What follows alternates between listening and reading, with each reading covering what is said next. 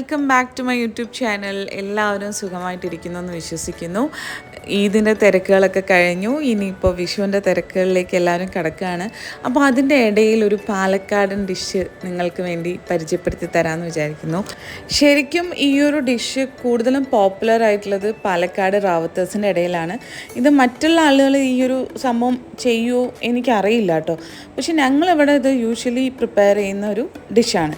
അപ്പം ഈ ഒരു സംഭവത്തിൻ്റെ പേരെന്താണെന്ന് വെച്ച് കഴിഞ്ഞാൽ കൊത്തുക്കരി എന്നാണ് ഞങ്ങളിവിടെ പറയുക. ഇതൊരു തമിഴ് വേർഡാണ്. ഈ കൊത്തുക്കരി ഇൻ സെൻസ് കൊത്തിയ ഇറച്ചി, അത്രയേ ഉള്ളൂ അതിൻ്റെ അർത്ഥം. നമ്മൾ കടയിൽ പോയിട്ട് മട്ടൻ്റെ കൊത്തുക്കരി വേണമെന്ന് പറഞ്ഞാൽ അവർ മട്ടൺ ഇങ്ങനെ ചോപ്പ് ചെയ്ത് ചെറുതാക്കി തരും. അപ്പോൾ ഇംഗ്ലീഷിൽ നമുക്കിതിനെ മിൻസ്ഡ് മീറ്റ് എന്നൊക്കെ വേണമെന്നുണ്ടെങ്കിൽ പറയാം. അപ്പോൾ നമ്മളിങ്ങനെ മിൻസ്ഡ് മീറ്റ് മേടിച്ചിട്ട് കുറച്ച് മസാലാസൊക്കെ ആഡ് ചെയ്തിട്ട് ഇതിനെ നമ്മൾ ബോളാക്കി എടുത്ത് വറുത്തെടുക്കും. അപ്പോൾ കഞ്ഞിക്കൊക്കെ ഇത് നല്ല ഒരു കോമ്പിനേഷനാണ് കേട്ടോ. അപ്പോൾ ഇതിൻ്റെ പ്രിപ്പറേഷൻ എങ്ങനെയാണെന്നുള്ളത് ഞാൻ നിങ്ങൾക്ക് പറഞ്ഞുതരാം. അപ്പോൾ നമ്മൾ ഈ മിൻസ്ഡ് മീറ്റ് വാങ്ങിയിട്ട് അല്ലാന്നുണ്ടെങ്കിൽ കൊത്തുക്കരി മേടിച്ചിട്ട് നമ്മളൊന്ന് ജസ്റ്റ് വെള്ളത്തിലിട്ട് കഴുകിയെടുത്താൽ മതി കേട്ടോ. എന്നിട്ട് ഇത് മിക്സിയിലിട്ട് ഒന്ന് കറക്കിയെടുത്താൽ മതി, അത്രേ ചെയ്യേണ്ടുള്ളൂ.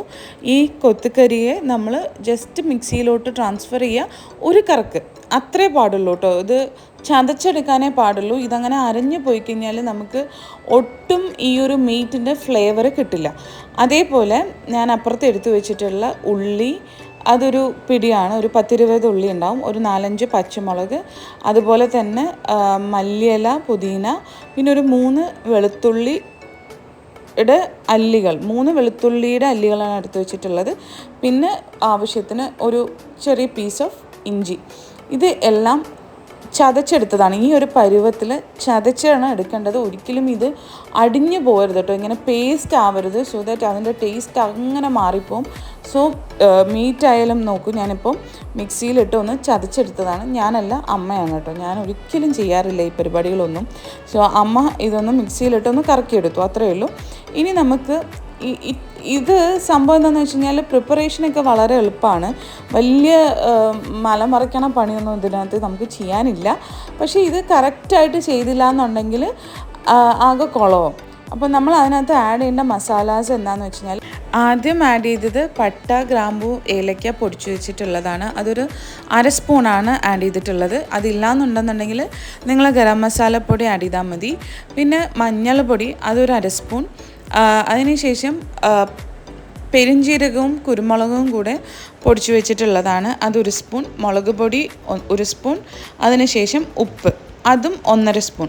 ഇത് ഇത്രയും ആഡ് ചെയ്തിട്ട് നന്നായിട്ട് മിക്സ് ചെയ്തിട്ട് എടുക്കണം. ശരിക്കും ഈ കൊത്തുക്കരിയിൽ ഈ പേസ്റ്റ് മുഴുവനായിട്ടും, ഈ മസാലാസ് മുഴുവനായിട്ട് പിടിക്കണം. സോ നന്നായിട്ട് മിക്സ് ചെയ്യണം കേട്ടോ. മിക്സ് ചെയ്ത് അവിടെ വെച്ചിട്ടുണ്ട്.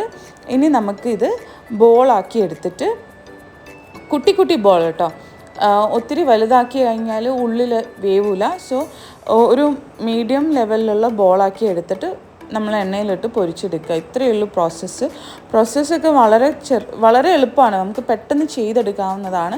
പക്ഷേ ഇത് ഞാൻ പറഞ്ഞില്ലേ, ഇത് ചതയ്ക്കുന്ന സമയത്തൊക്കെ അടിഞ്ഞു പോവാതെ കണ്ട് സൂക്ഷിക്കണം. ഇതേപോലെ കയ്യിൽ ഒരു ഇച്ചിരി വെള്ളം നനച്ചിട്ട് നമ്മളിങ്ങനെ ബോളാക്കി എടുത്തിട്ട് പൊരിച്ചെടുക്കുക, അത്രയേ ഉള്ളൂ. സംഭവം വളരെ എളുപ്പമാണ് ചെയ്യാൻ. നമ്മൾ ഈ പേസ്റ്റ് ഫ്രിഡ്ജിലെടുത്ത് വെക്കാറാണ് പതിവ്. കാരണം എന്താണെന്ന് വെച്ചാൽ നമുക്ക് പെട്ടെന്ന് കഞ്ഞിക്ക് കൂട്ടാനൊന്നും ഇല്ല. സോ നമ്മൾ എന്ത് ചെയ്യും എന്നുള്ള ഒരു ഓപ്ഷൻ വരുമ്പോഴാണ് നമ്മൾ നോർമലി വേഗം ഫ്രിഡ്ജിൽ നിന്ന് ഇതെടുത്ത് പൊരിക്കാറാണ് പതിവ്. സോ വളരെ എളുപ്പം നമുക്ക് ചെയ്യാം. അതേപോലെ തന്നെ ഭയങ്കര ടേസ്റ്റാണ്. ഞാൻ എല്ലാ വീഡിയോസിലും പറയുന്ന പോലെ തന്നെ ഈ ഒരു ഡിഷിന് ഭയങ്കര ടേസ്റ്റാണ്, നല്ല മണമാണ്. സോ എല്ലാവരും ഒന്ന് ട്രൈ ചെയ്ത് നോക്കുക. ഇത് പൊരിക്കുന്ന സമയത്ത് നമ്മൾ ശ്രദ്ധിക്കേണ്ട ഒരു കാര്യം എന്താണെന്ന് വെച്ച് കഴിഞ്ഞാൽ, ഒരു മീഡിയം ഫ്ലെയിമിലിട്ടിട്ട് വേണം പൊരിച്ചെടുക്കാനായിട്ട്. നമ്മൾ തീ ഒരുപാട് കൂട്ടി വെച്ച് കഴിഞ്ഞാൽ എന്ത് സംഭവിക്കുന്നത് വെച്ചാൽ പുറമേ മാത്രമേ വേവുള്ളൂ, പുറമേ മാത്രം കരിഞ്ഞു പോവും, ഉള്ളിലൊട്ട് വേവുമില്ല. സോ ദാറ്റ് ഈ കൊത്തുകരിയുടെ മെയിൻ ഹൈലൈറ്റ് എവിടെയാണ് ഉള്ളതെന്ന് വെച്ച് കഴിഞ്ഞാൽ, അത് പുറം ഭയങ്കര ക്രിസ്പി ആയിരിക്കും, അതേസമയം അകത്ത് നല്ലൊരു ടെക്സ്ചേർഡ് ആയിട്ടുള്ളൊരു മീറ്റായിരിക്കും നമുക്ക് കിട്ടുക. നല്ലൊരു എനിക്കത് എക്സ്പ്ലെയിൻ ചെയ്ത് തരാൻ പറ്റില്ല നിങ്ങൾക്ക്, ബിക്കോസ് നിങ്ങളതൊരു വൺ ടൈം അല്ലെങ്കിലും എൻജോയ് ചെയ്യണം, കഴിച്ചു നോക്കണം.